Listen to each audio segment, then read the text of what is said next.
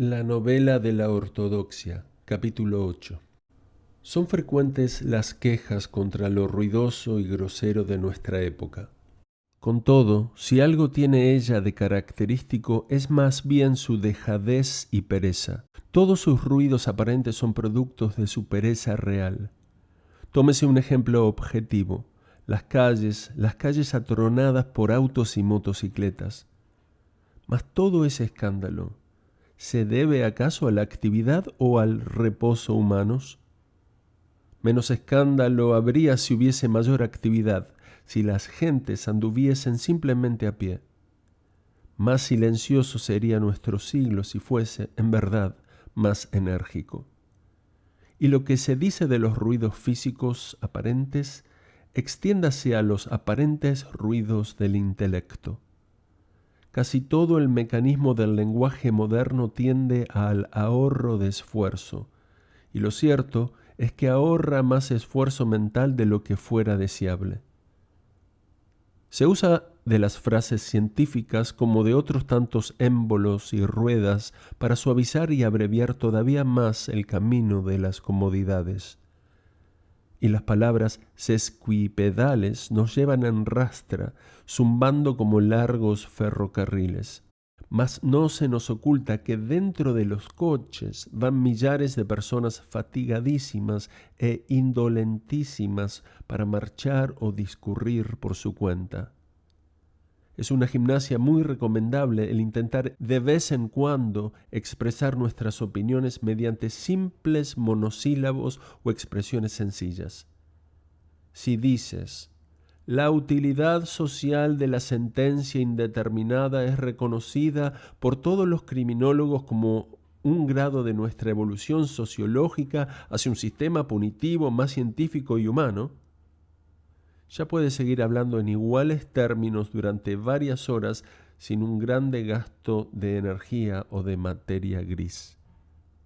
Pero si empiezas así tu discurso: que Juan vaya a la cárcel, pero que Pedro señale la fecha en que ha de ser libertado, entonces, con un escalofrío de horror, descubres que no tienes más remedio que pensar.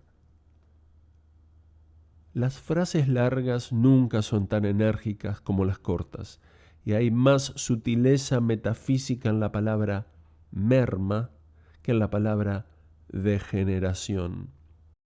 Pero estas largas y cómodas expresiones que dispensan de razonar suelen también resultar confusas y perjudiciales, y esto acontece cuando una misma palabra se usa de dos modos distintos para significar cosas completamente diversas.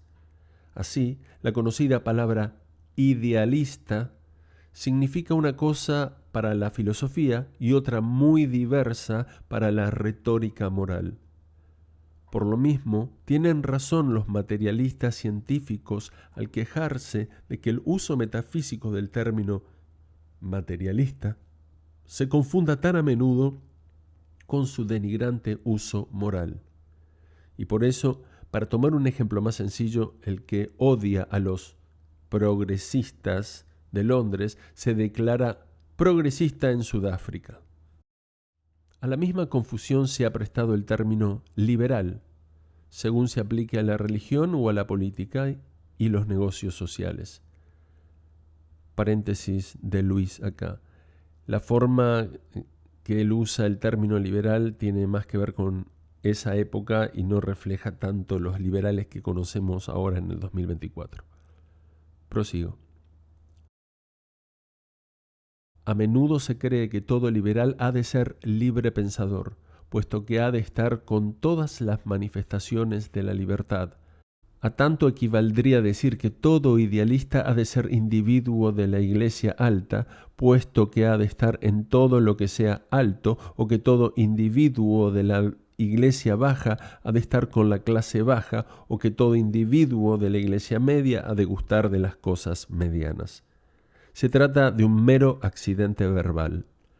En la actualidad, un libre pensador europeo no quiere decir un hombre que piensa por su cuenta, sino uno que, habiéndolo hecho, ha llegado a un sistema dado de conclusiones sobre el origen material de los fenómenos, la imposibilidad de los milagros, la improbabilidad de la inmortalidad personal y otras muchas cosas por el estilo. Y ninguna de estas ideas es peculiarmente liberal. Más aún, todas ellas son típicamente antiliberales, según me propongo demostrar en este capítulo. Me propongo hacer ver en pocas páginas que el efecto de todas las tesis en que más insisten los teólogos liberalizantes es neta y prácticamente iliberal. Casi todos los intentos contemporáneos de liberalizar la Iglesia han tenido por resultado el tiranizar más al siglo. Porque liberalizar la Iglesia no puede significar liberalizarla en todas las direcciones, sino solo en el sistema limitado de los llamados dogmas científicos: monismo, panteísmo, arrianismo, necesitarismo. Y como se verá, cada uno de ellos, pues hemos de examinarlos separadamente, es como un aliado natural de la opresión. Porque es curioso advertir, aunque no lo es tanto si bien se mira, que la mayoría de las cosas son aliadas de la opresión. Solo hay una cosa que nunca exagera sus alianzas con la opresión: la ortodoxia. Claro es que yo puedo torcer el sentido de la ortodoxia para justificar una tiranía, pero más fácil me será hacerlo fabricándome una filosofía a la alemana. Y ahora examinemos por su orden las innovaciones propuestas por la nueva teología o iglesia modernista. Hemos cerrado nuestro capítulo anterior descubriendo lo que vale una de ellas. La misma doctrina que algunos tienen por más anticuada resultó la única salvaguardia de las democracias por venir. La que parecía más impopular resultó la única fuerza de los pueblos. En suma, la única negación sólida de la oligarquía resultó ser la afirmación del pecado original. Y en todos los demás casos acontece otro tanto. Comencemos por el caso más aparente, los milagros. ¿Quién sabe por qué inexplicables razones existe la idea de que es más liberal negar los milagros que creer en ellos? Ni lo entiendo, ni hay quien me lo haga entender.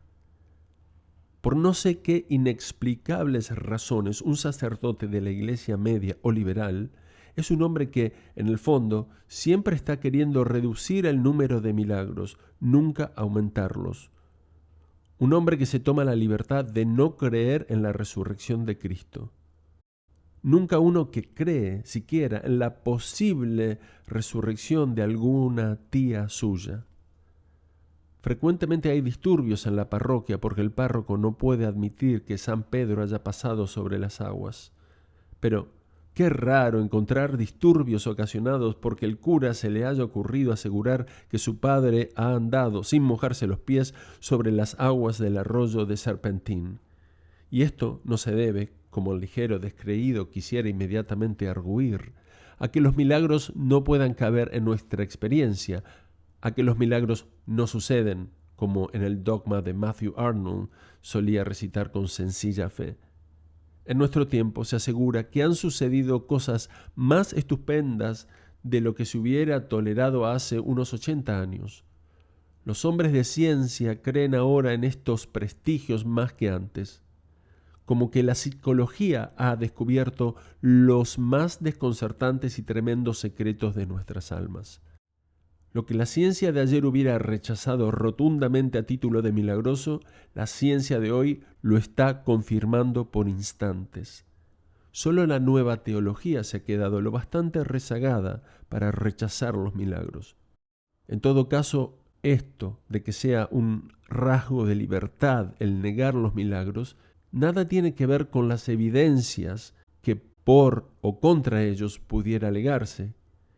Y tan solo es un residuo caduco, no de la teoría del libre pensamiento, sino del dogma materialista.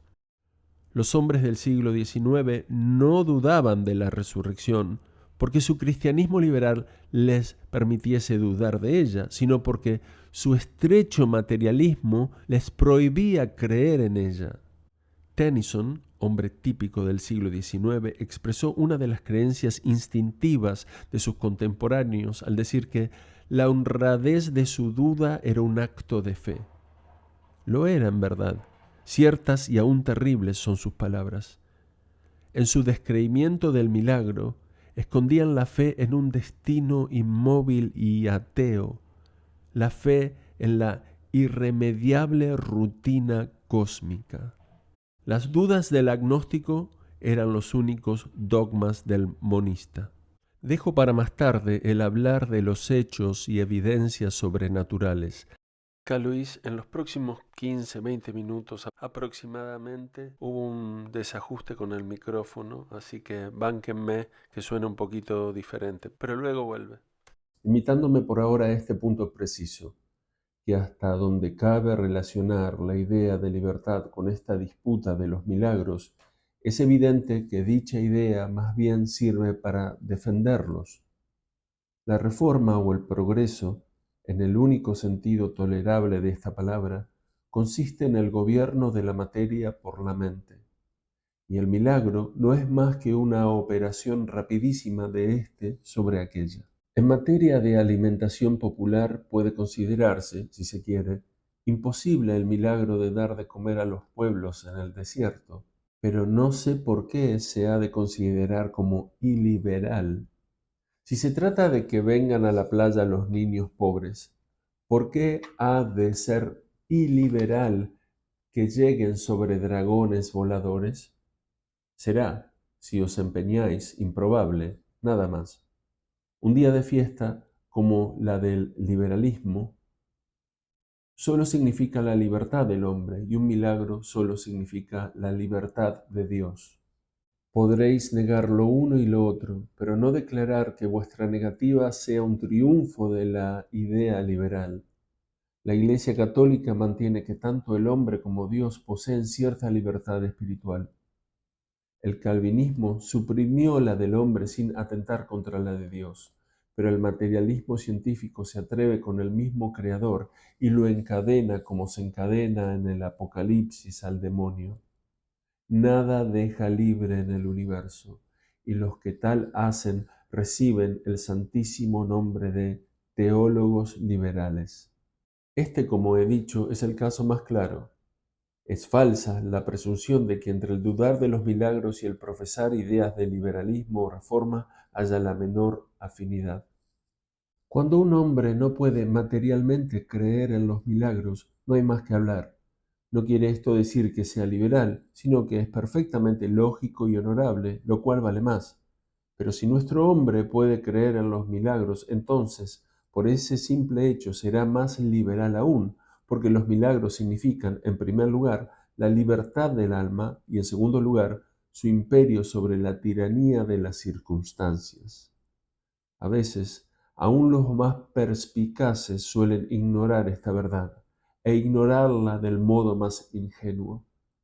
Mr. Bernard Shaw, por ejemplo, habla con un desdén tan absoluto como anticuado de la idea del milagro, cual si éste implicase un flaqueo de la fe en la naturaleza, y manifiesta no darse cuenta de que los milagros son las últimas floraciones de su árbol favorito, la doctrina de la voluntad omnipotente. Del mismo modo, habla del deseo de inmortalidad como de un mezquino egoísmo, olvidándose de que a la voluntad de vida la ha declarado antes egoísmo heroico y saludable. ¿Cómo puede ser noble el desear la infinitud de la vida y mezquino el desear la inmortalidad? No. Si es deseable que el hombre triunfe de la crueldad de la naturaleza o de la costumbre, entonces es también deseable el milagro. Después veremos si es posible. Pero debemos continuar nuestro examen de las principales manifestaciones de este error. La noción de que liberalizar la religión sería libertar al mundo. Y desde luego, el panteísmo nos proporciona un segundo ejemplo, o más que el panteísmo, esa nueva posición que algunos llaman inmanentismo y que a veces se confunde con el budismo. El asunto es tan complicado que exige algunas dilucidaciones previas. Las afirmaciones que los hombres avanzados lanzan ante los auditorios públicos con más seguridad y confianza son generalmente las que más contrarían mi tesis. Nuestras evidencias forman hoy el catálogo de las falsedades reconocidas. Así están las cosas. Con harta frecuencia se oye en las sociedades éticas y en los parlamentos religiosos formular esta opinión del liberalismo barato. Las religiones pueden diferir en cuanto a sus ritos y externalidades, pero en el fondo son idénticas sus enseñanzas. No hay tal.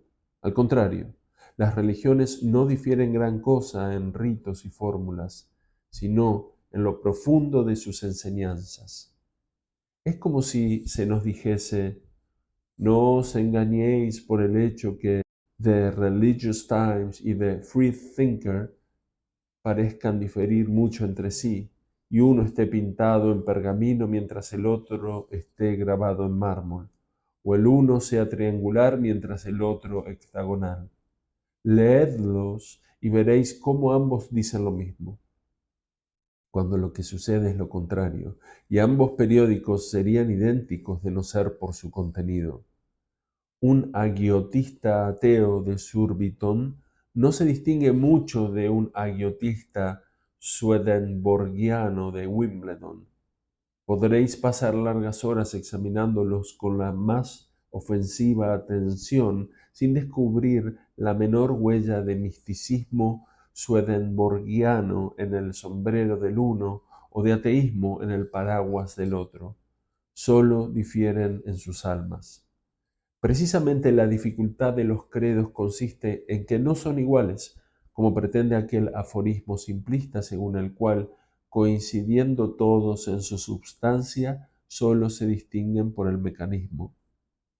Precisamente la dificultad está en que los mecanismos son todos semejantes y casi todas las grandes religiones operan según los mismos métodos externos: sacerdotes, escrituras, altares, hermandades juramentadas y fiestas especiales.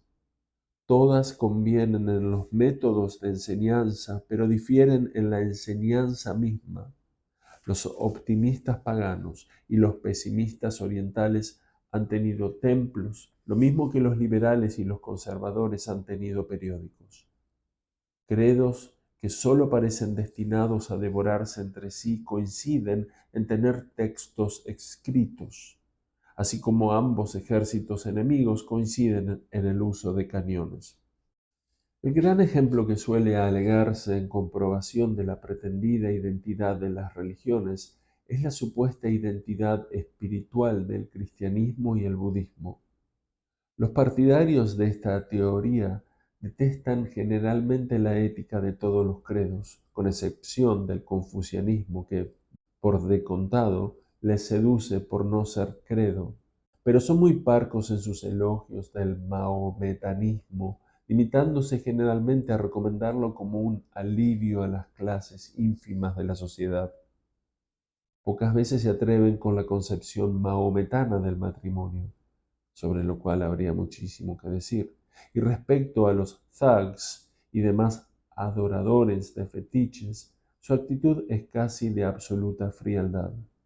En cambio, sienten una verdadera similitud entre el cristianismo y la gran religión de Gautama. Los eruditos en ciencia popular, como Mr. Blatchford, insisten en que el cristianismo y el budismo son muy semejantes.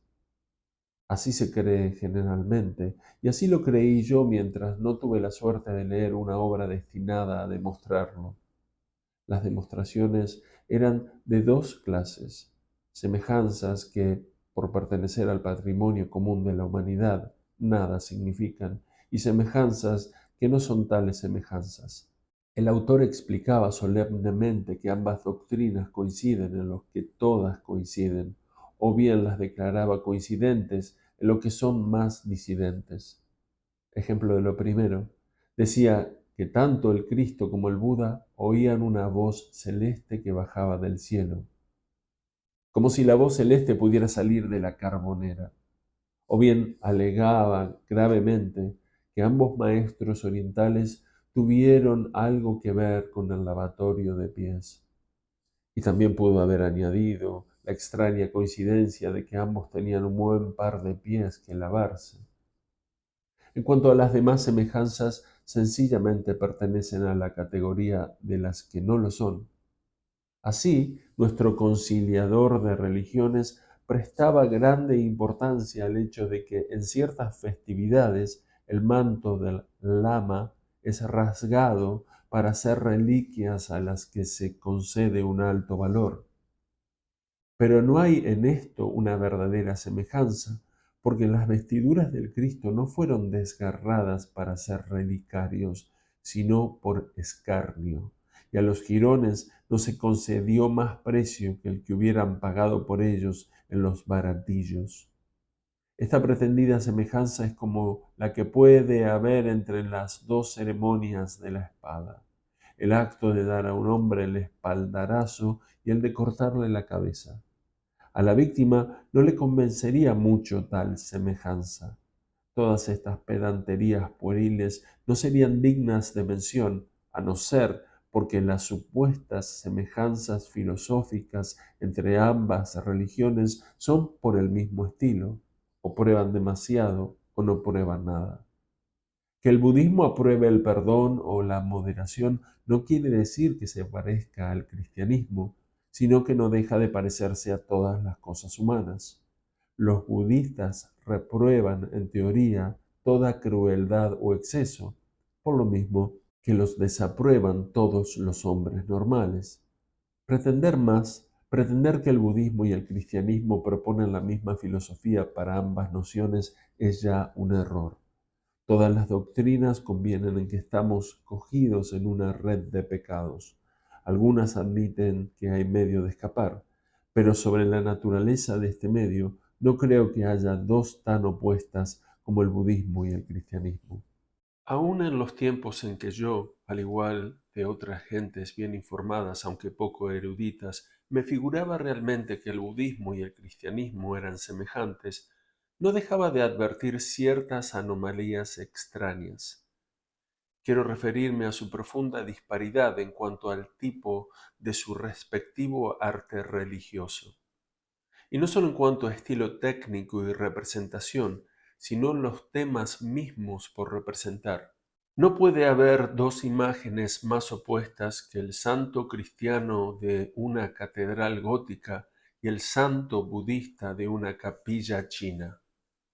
La oposición se revela en todos sus puntos, y tal vez se la puede expresar sintéticamente diciendo que, mientras el budista mantiene los ojos cerrados, el santo cristiano los abre cuanto puede. El santo budista tiene un cuerpo bruñido y armonioso, pero sus ojos se apesadumbran de sueño. El cuerpo del santo medieval está casi reducido a los huesos, pero sus ojos alientan con vida terrible. Entre fuerzas que se manifiestan con símbolos tan diferentes no puede haber comunidad verdadera. Aun admitiendo que ambas imágenes sean extravagancias o perversiones del crédito verdadero, ha de haber alguna diferencia esencial en extravagancias tan opuestas. El budista mira intensamente hacia adentro. El cristiano atiende con atención frenética al exterior. Si prolongamos esta línea, llegaremos a algún descubrimiento curioso. Hace algún tiempo, la señora Besant, en un interesante opúsculo, anunció que no había más que una religión en el mundo y que todos los credos particulares no eran más que versiones o perversiones de ella. Por su parte, ella estaba dispuesta a definir dicha religión. Según la opinión de la señora Besant, la Iglesia universal es sencillamente el yo universal, la doctrina de que todos formamos una sola persona, que entre hombre y hombre no hay verdaderos muros de individualidad, de suerte que no nos invita a amar al prójimo, sino a confundirnos con el prójimo. Tal es la profunda y sugestiva definición que da la señora Besant de ese credo fundamental en que todos los hombres estamos de acuerdo. y nunca en mi vida he oído cosa con la que me sienta menos de acuerdo. Yo no quiero amar a mi prójimo porque mi prójimo sea yo mismo, sino precisamente porque no es yo. Quiero amar al mundo, no por cierto con el amor que se puede tener a un espejo, sino como a una mujer, porque es diferente de nosotros. Solo entre almas separadas cabe el amor. Entre almas confundidas, claro está que no hay amor posible. Puede decirse de modo ligero que un hombre tiene amor propio, pero difícilmente se enamorará de sí mismo, o si lo hace, no le envidio las monotonías del cortejo. Si hay verdaderas individualidades en el mundo, tienen que ser individualidades no egoístas. Pero para la señora Besant, todo el inmenso cosmos no es más que una sola enorme y egoísta persona. Y aquí es donde el budismo coincide con las teorías modernas de inmanencia y de panteísmo. Aquí es donde el cristianismo satisface los anhelos de la humanidad, de la libertad y del amor. El amor quiere personalidad, luego quiere división, y los regocijos del cristianismo proceden de que Dios haya fragmentado el universo en diminutos fragmentos, porque todos son fragmentos vivientes. Y trátese, pues, para la interpretación cristiana del mundo, de algo como el amor mutuo entre los niños, entre los seres pequeños, nunca del amor propio de una enorme y única persona. Y este es el abismo intelectual que divide al budismo del cristianismo, porque para el budista o para el teósofo, la personalidad es la caída del hombre, mientras que para el cristiano es el designio de Dios, la cima de su sistema cósmico. El alma universal de los teósofos pide a los hombres que la amen para que puedan anonadarse en ella. Mientras que de su centro divino el cristianismo ha sacado a los hombres a fin de que puedan amarlo, la deidad oriental es el gigante que, habiendo perdido una pierna o una mano, anda siempre buscándolas. Pero el poder cristiano es el gigante que, con rara generosidad, se corta la mano derecha para que ésta pueda, por su propia voluntad, darse con él un buen apretón de manos. Y volvemos otra vez al mismo secreto de la naturaleza cristiana. Todas las filosofías modernas son como cadenas que atan y remachan, y el cristianismo es un sable que parte y emancipa. No hay otra filosofía que sea capaz, como esta, de regocijar a Dios ante la fragmentación del universo en múltiples almas vivientes. Porque para el cristianismo ortodoxo, la separación entre Dios y el hombre es tan sagrada como eterna. Para que el hombre pueda amar a Dios, no basta que haya un Dios amable, sino que ha de haber también un hombre amante. Todas esas vagas mentes teosóficas, para quienes el universo es un inmenso crisol, se estremecen instintivamente ante el terremoto que anuncia el Evangelio, cuando dice que el Hijo de Dios no traerá la paz, sino que se ha de adelantar con sable tajante, lo cual es cierto aún en su sentido más literal, porque todo el que predica el verdadero amor tiene que engendrar odios. Y esto es tan cierto de la fraternidad democrática como del amor divino. El fingido amor acaba en transacciones y filosofías vulgares, mientras que el amor verdadero ha acabado siempre con sangre. Pero todavía la sentencia de nuestro Señor oculta un sentido más terrible. Según su propio decir, el Hijo había de ser un sable para dividir al hermano del hermano, a fin de que pudieran odiarse para siempre. Mas el Padre era también como una espada que, desde los oscuros comienzos, ha dividido al hermano del hermano para que por fin puedan amarse. Por eso en los ojos del santo medieval se admira ese rayo de alegría. Por eso la soberbia imagen budista ha cerrado los ojos. El santo cristiano es feliz por haber sido dividido del mundo, separado de las cosas, no se sacia nunca de admirarlas. Pero ¿cómo había de admirarlas el santo budista? Para él no hay más que un solo ser, y este ser impersonal no puede admirarse a sí mismo. Cierto que en varios poemas panteístas se intenta mover la admiración, pero nunca con verdadero éxito. El panteísta no puede asombrarse porque no puede adorar a Dios ni a nada distinto de sí mismo. Y lo que aquí quiero destacar es el efecto que sobre la necesidad general de acción ética y de reforma social produce esta admiración cristiana, proyectada como hacia afuera, hacia una deidad distinta de su adorador. Y ya se comprende lo que puede ser tal efecto. Del panteísmo no es posible sacar un solo impulso de actividad moral, porque el panteísmo implica por su naturaleza la bondad igual de todas las cosas, en tanto que la acción requiere que algo sea preferible a lo demás. Swinburne, desde la más alta cumbre de su escepticismo, en vano intentaba luchar contra esta dificultad. En sus canciones de madrugada, Songs Before Sunrise, escritas bajo la impresión de Garibaldi y las revoluciones de Italia, proclamaba así la nueva religión y el Dios verdadero, que había de humillar a todos los sacerdotes de la tierra. ¿Por qué, pues, enfrentándote con Dios, exclamar, yo soy yo, tú eres tú, yo estoy bajo, tú alto? Yo soy tú mismo, a quien tú querías encontrar. Encuéntrate, pues, a ti mismo, porque tú eres yo. De donde se deduce que tan buenos hijos de Dios son los tiranos como los garibaldinos, y que el rey Bomba de Nápoles, habiéndose encontrado a sí mismo con toda fortuna, es en todo idéntico al sumo bien. Lo cierto es que la energía occidental que ha destronado a los tiranos se debe a aquella teología occidental que dice, yo soy yo, tú eres tú.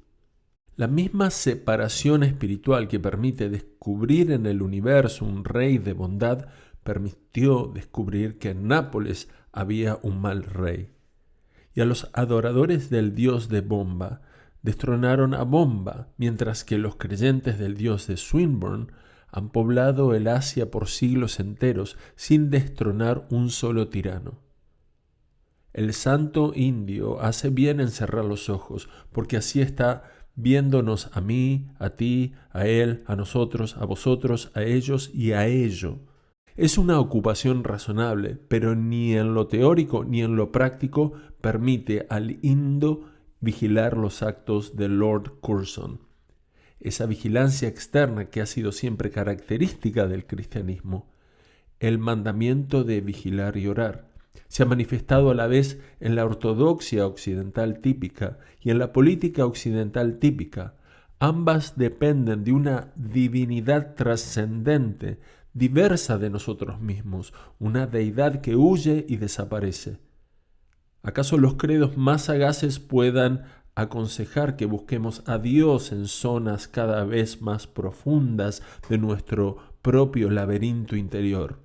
Pero solo los cristianos hemos dicho que hay que cazar a Dios como a un águila de la montaña, y en esta cacería hemos logrado acabar de paso con todos los monstruos. Y con esto volvemos a confirmar que hay siempre más probabilidades de encontrar en la vieja que en la nueva teología las energías occidentales de la democracia y la renovación. Si queremos reforma, tenemos que profesar la ortodoxia, y de un modo singular, para poder insistir en el asunto de la deidad inmanente o trascendente, asunto tan discutido en los consejos de Mr. R. J. Campbell. Insistiendo en la inmanencia de Dios, llegamos a la introspección, al autoaislamiento, al quietismo, a la indiferencia social, al Tíbet. Insistiendo en la trascendencia de Dios, llegaremos al asombro, la curiosidad, la aventura moral y política, a la indignación justiciera, al cristianismo. Insistiendo en el Dios interior, el hombre está siempre dentro de sí mismo, insistiendo en que el Dios trasciende al hombre, el hombre se trasciende a sí mismo. Y lo mismo encontraremos si examinamos cualquier otra doctrina envejecida. Lo mismo, por ejemplo, para la grave cuestión de la Trinidad. Los unitarios, secta de la que no se debe hablar sin respeto por su notable dignidad intelectual y su claro honor intelectual, suelen resultar reformadores por una de esas casualidades que obligan a las pequeñas sectas a adoptar semejante actitud. Pero la mera sustitución del monoteísmo puro a la Trinidad priva de toda posibilidad de reforma al liberal y a todo el que se le parezca. El complejo Dios del credo atanasista puede ser un enigma para la inteligencia, pero está mucho menos expuesto que el Dios de Omar y de Mahoma a entregarse a los misterios y crueldades de un sultán. El Dios que sólo consista en una lúgubre unidad será no sólo como un rey, sino como un rey oriental. El corazón de los hombres, sobre todo de los europeos, se satisface mucho más con las extrañas vislumbres y símbolos que flotan en redor de la Trinidad. Imágenes de un consejo en que hablan la piedad y la justicia, representación de un modo de libertad y variedad aún en los rincones más íntimos del mundo, porque la religión occidental se ha manifestado siempre penetrada de esta idea. No conviene al hombre estar solo. El instinto social se ha afirmado por todas partes, hasta cuando la noción oriental del eremitismo se tradujo en la noción monástica de Occidente. Hasta el ascetismo se hizo fraternidad, y los hermanos trapenses eran sociables hasta cuando callaban. Si este amor de la complejidad vital es lo que nos conviene, entonces nos será más saludable profesar la religión trinitaria que la unitaria, porque para nosotros los trinitarios, si puedo decirlo con reverencia, Dios mismo es una sociedad. No niego que esto sea un misterio insondable de la teología, y aun cuando yo fuese lo bastante teólogo para atacarlo directamente, no sería propio de este sitio. Básteme pues decir que este triple enigma es tan confortante como el vino y como el fogón de las chimeneas inglesas, que tanto trastorna la inteligencia como consuela el corazón. Pero un día llegaron del desierto, de los áridos llanos y de los cielos funestos, los hijos crueles del Dios solitario, los verdaderos unitarios que, blandiendo la cimitarra, hubieran desolado al mundo, porque no conviene a Dios estar solo. Lo propio acontece también con ese difícil problema de los peligros del alma, que tantas buenas cabezas ha trastornado.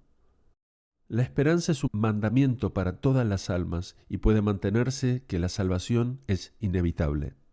La tesis es defendible, pero no muy favorable para la actividad del progreso. Nuestra sociedad combativa y creadora debe más bien insistir en el peligro a que estamos expuestos, en la noción de que todos los hombres pendemos de un hilo o colgamos sobre un precipicio. El asegurar que todo ha de salir bien a la postre no es irracional, pero no podemos decir que equivalga al tañido de las trompetas. Europa debe más bien exagerar el riesgo en que estamos de perdernos, como siempre lo ha exagerado, y aquí su religión suprema coincide con sus novelas baratas. Para el budista o para el fatalista oriental, la existencia es una ciencia, un plan que tiene que terminar de cierto modo. Pero para el cristiano, la existencia es una historia cuyo fin puede ser cualquiera. En una novela espeluznante, este producto netamente cristiano, los caníbales no se comen al héroe, pero es un punto esencial que el héroe pueda ser comido por los caníbales. El héroe, por decirlo así, debe ser un héroe comible. Así, la moral cristiana parece decir al hombre no que perderá su alma, sino que debe cuidarse de no perderla. En suma, que para la moral cristiana es infame declarar que un hombre está condenado. pero es estrictamente religioso y filosófico decir de él que es condenable. Todo el cristianismo queda representado por el hombre de la encrucijada.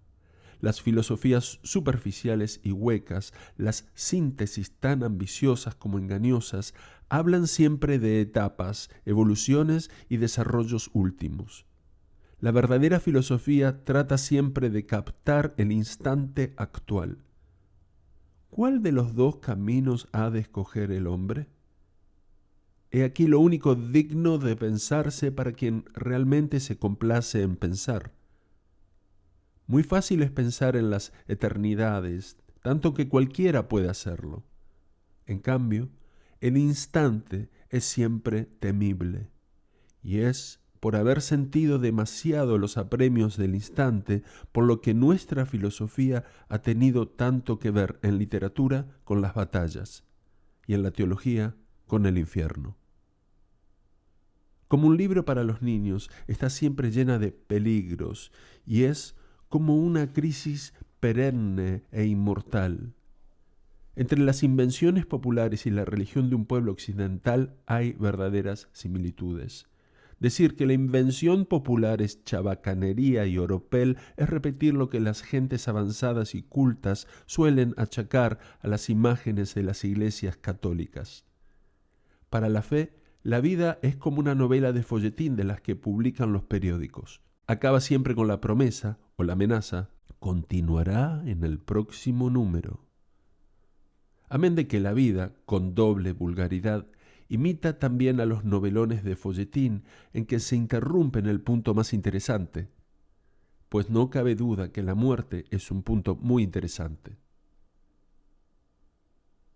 Pero si por algo es interesante nuestra novela es por la proporción extraordinaria de voluntad que la anima, lo cual en teología recibe la denominación de libre albedrío.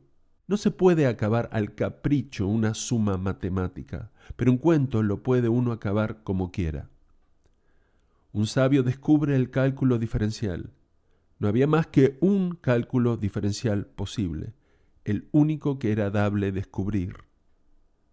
Shakespeare hace morir a su Romeo. Lo mismo pudo haberlo casado con la vieja nodriza de Julieta, si le hubiera dado la gana. Si el cristianismo se ha distinguido en la novela narrativa es por insistir tanto en la teológica libertad del libre albedrío. El asunto es demasiado profundo y hasta ajeno para que aquí lo discutamos a fondo, pero constituye la mejor objeción a ese torrente de charlatanería moderna que quisiera tratar los crímenes como otras tantas enfermedades, hacer de las prisiones establecimientos de higiene semejantes a un hospital y escamotear el pecado con malabarismos científicos. El error de este sistema consiste en no ver que el mal es materia de elección, en tanto que la enfermedad no lo es. Si me hablas de curar a un disoluto como se cura a un asmático, he aquí lo primero que se me viene a los labios. Ponme gentes que quieran ser asmáticas, así como las hay que quieren ser disolutas.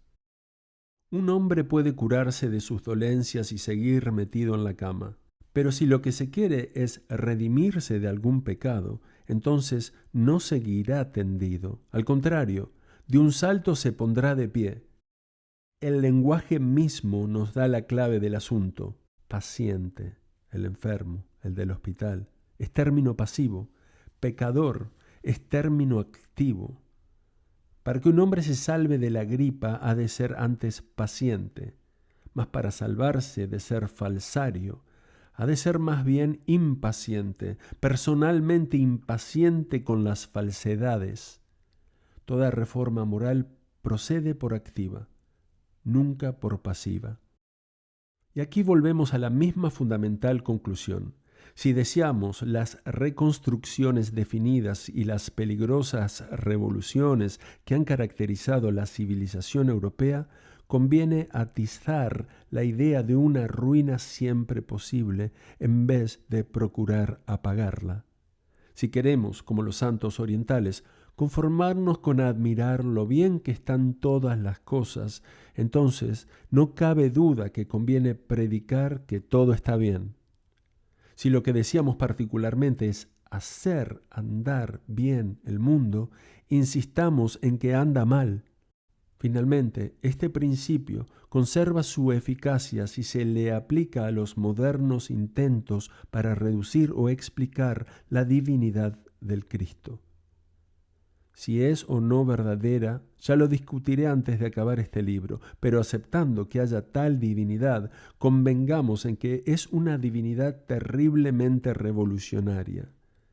Que todo hombre de bien ha de ir contra la corriente no es ninguna novedad, pero que un Dios de bondad haya de ir también contra la corriente es la más sublime jactancia que pueden soñar los insurgentes. El cristianismo es la única religión convencida de que no bastaba a Dios ser omnipotente. Solo el cristianismo ha comprendido que el verdadero Dios, el Dios cabal, tiene que ser a la vez un rey y un rebelde. Acá, Luis, para hacer una breve interrupción, Chesterton usa la palabra courage, que es coraje, y Alfonso Reyes, el traductor, elige traducirla como valor, ¿no? Por valentía. Así que atentos a eso. Cuando él dice valor, significa valentía, coraje. El cristianismo es el único credo que ha sumado el valor a las antiguas virtudes del Creador. Porque el único valor digno de tal nombre es el del alma, que sin romperse puede cruzar por las tormentas. Y aquí toco un asunto arduo de discutir y oscuro por esencia. De antemano pido perdón si mis palabras son desatinadas o irreverentes, al acercarme a una materia que los santos y los pensadores más grandes han osado apenas abordar. En la historia aterradora de la pasión se descubre claramente la idea de que, por algún extraordinario modo, el autor de todas las cosas no sólo conoció la agonía, sino también la duda.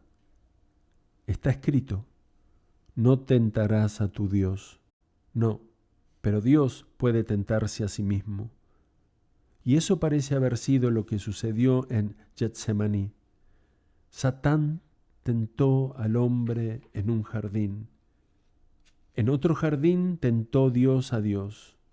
Pasó de algún modo sobrehumano por sobre los horrores de nuestro más crudo pesimismo.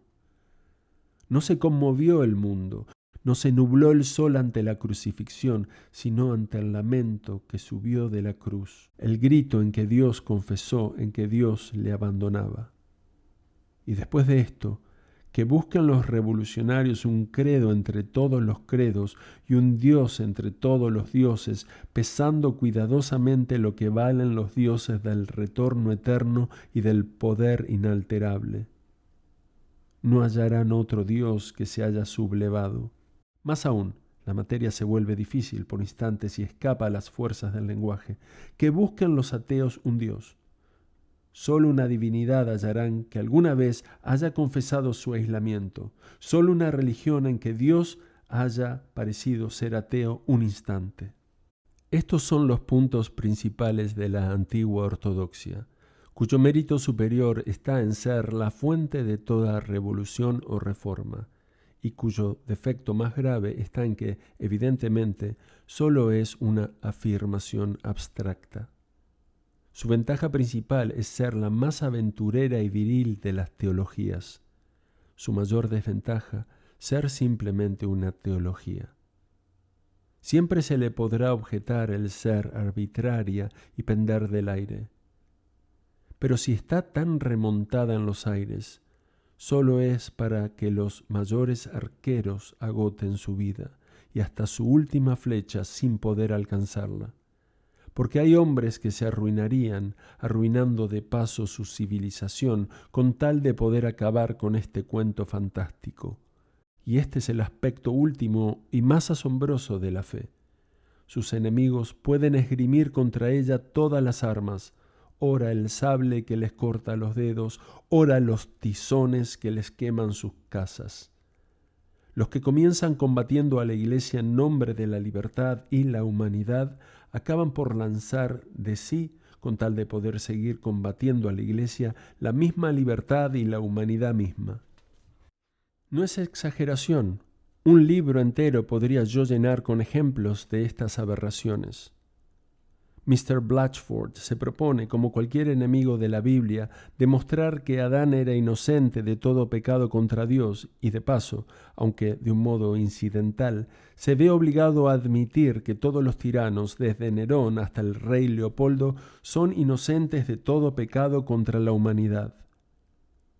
Conozco a un hombre que se apasiona tanto por demostrar que su vida personal cesará con la muerte, que acaba por demostrar que ni en esta vida goza de existencia personal. Invoca el budismo y alega que todas las almas se confunden unas en otras, y para demostrar que no puede irse al cielo, demuestra que no puede ni ir a la esquina. Conozco gente que protesta contra la educación religiosa con argumentos que valdrían para todo el linaje de educación, asegurando que la mente del niño debe desarrollarse con libertad o que la vejez no debe enseñar a la juventud. Sé de otros que demostraban la imposibilidad del juicio divino argumentando la imposibilidad de los juicios humanos, aún para los negocios prácticos. Por tal de incendiar su iglesia, no vacilan en quemar sus mazorcas o en arruinar sus herramientas para echarla abajo. Cualquier palo les parece bueno para apalearla, aunque sea el último de su último mueble desvencijado.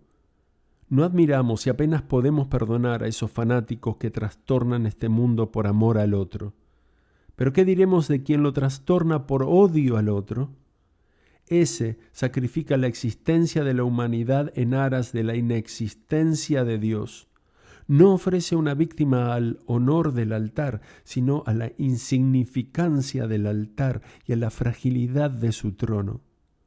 Y dará al traste hasta con la ética elemental, a cuyos alientos se mantienen todas las vidas en su desordenada y eterna venganza contra una sola vida que a él le parece que no existe.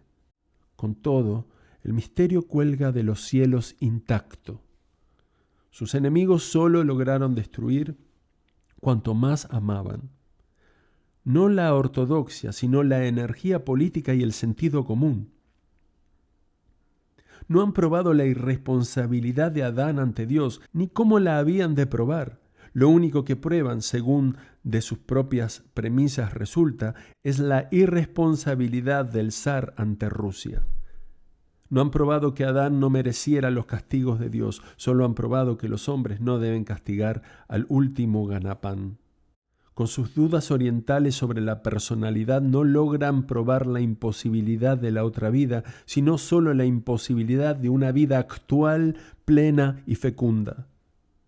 Al insinuar que todas nuestras conclusiones son falsas, no logran que el ángel cierre su registro, sino, a lo sumo, que sea más difícil llevar los libros de Marshall and Singler Grove.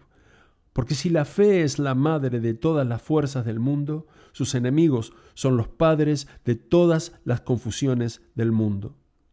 Los descreídos no han dado al traste con los entes divinos, sino con los entes seculares. Buena pro les haga. Los titanes no han escalado el cielo, solo nos han revuelto el mundo.